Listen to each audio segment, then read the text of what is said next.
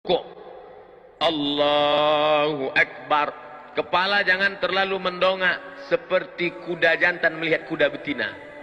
Jangan terlalu menunduk seperti sapi ketemu rumput, tapi datar. Andai diletakkan bejana mangkok di atas, maka tidak tumpah saking datarnya. Subhana rabbiyal azim wa bihamdih, subhana rabbiyal azim wa bihamdih, subhana rabbiyal azim wa bihamdih. Saudara kita yang dari Muhammadiyah ngambil riwayat yang enggak pakai wa bihamdih. Subhana rabbiyal azim, subhana rabbiyal azim, subhana rabbiyal azim, enggak pakai wa bihamdih. Ada lagi bacaan rukuk, ada subuhun qudus rabbul malaikati war ruh. Ada lagi subhanakallahumma wa bihamdika asyhadu an la ilaha illa anta allahumma rabbighfirli.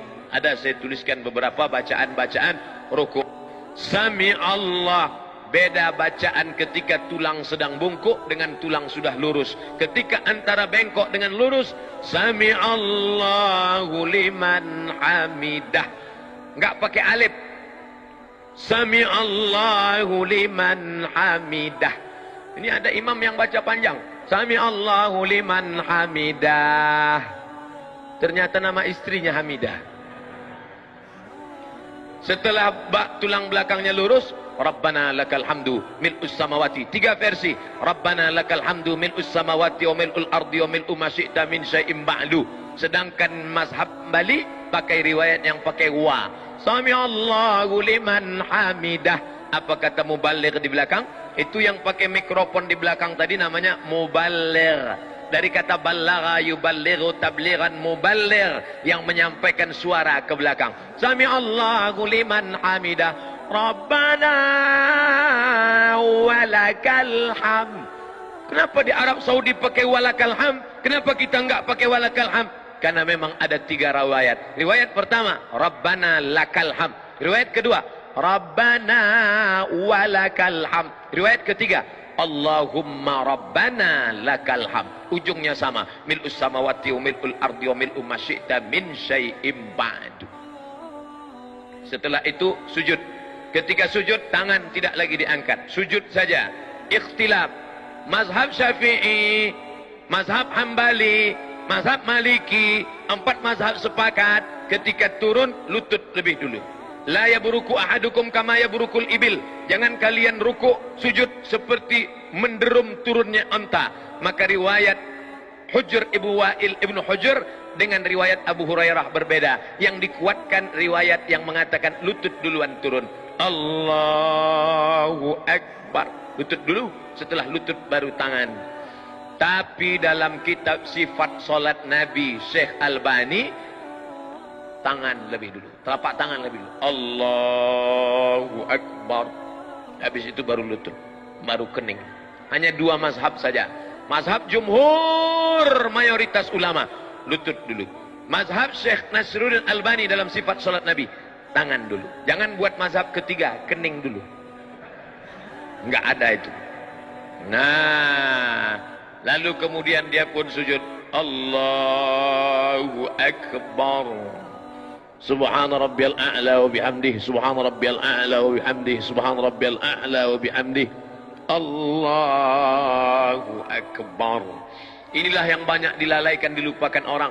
Pada saat ini kita sedang meminta 8 permintaan kepada Allah. Rabbighfirli warhamni wajburni warfa'ni warzuqni wahdini wa'afini wa'fu anni. 8 proposal kepada Allah. Tapi banyak orang yang tidak ingat entah apa yang dia katakan kepada Allah.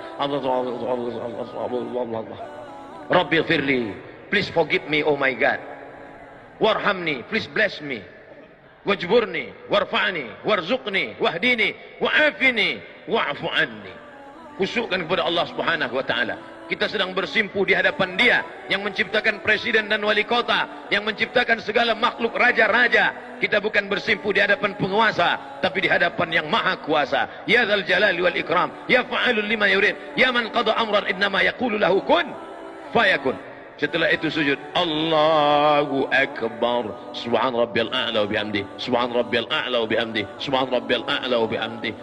Ketika akan bangkit bangun naik ke atas, maka dianjurkan jilsatul istirahah. Jangan langsung bangun, tapi duduk istirahat. Allah. Ini yang disebut duduk istirahat.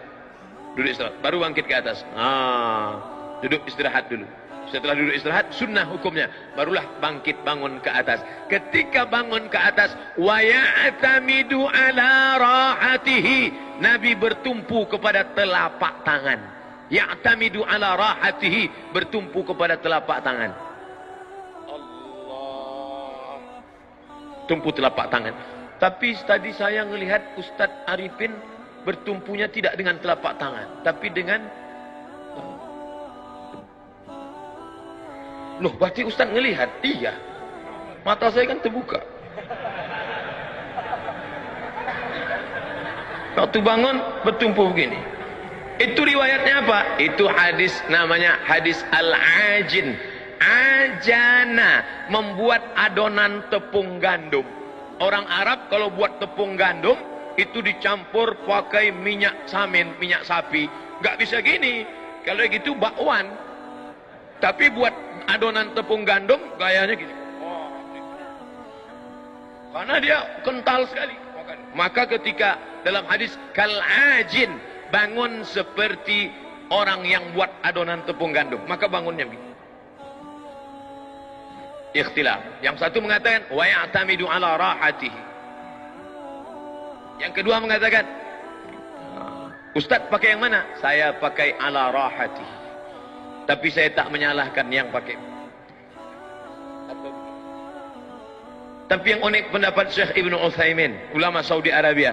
Kata Syekh Ibn Utsaimin, ala rahatihi, begini, kal ajin, atau begini, au bi ghairihima, atau selain keduanya. Halo, ada lagi selain kedua? Ya, bisa begini, bisa begini, atau dia pemain karate, dia bangun begini. Ini masalah bukan rukun, bukan syarat, bukan sunat. Bukan rukun, bukan syarat, bukan sunat. Bukan rukun, bukan syarat, bukan wajib. Bukan rukun, bukan syarat, bukan wajib. Tapi sunat. Dilaksanakan baik. Maka tadi kita semua bangkit begini. Andai orang tidak pakai duduk istirahat, ya enggak apa-apa. Bangun dia langsung. Allahu Akbar. Boleh. Karena Nabi pun pernah melakukan itu ketika masih muda.